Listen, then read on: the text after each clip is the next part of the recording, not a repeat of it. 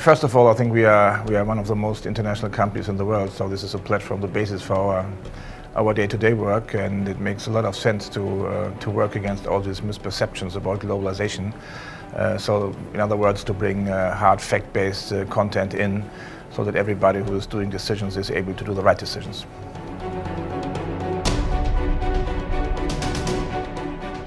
The key finding from the 2016 edition of the DHL Global Connectedness Index, in 4 words, is globalization hasn't collapsed yet, despite all the rhetoric that we see about this being the end of globalization, or at least the end of a chapter of globalization. When we look at the data covered in the report, what the data indicate are that while trade came under pressure, increases in capital, information, and to a lesser extent, people flows helped counterbalance that. And so it is correct to say that in 2014, the world first surpassed the levels of globalization that we saw in the immediate run-up to the financial crisis. And in 2015, growth in our aggregate globalization index was moderate, but at least the way we weight the data, it was up by about 8%.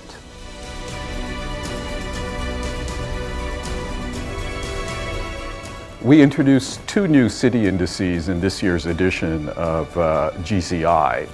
And the city indices are motivated by the notion that a lot of globalization is actually happening through cities. In other words, 2 of the big trends of our time are globalization and urbanization.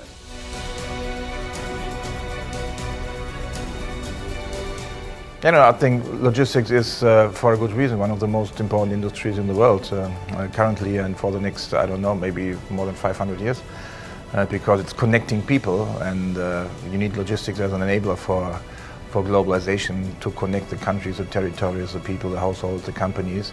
So logistics is in every dimension very, very important for globalization.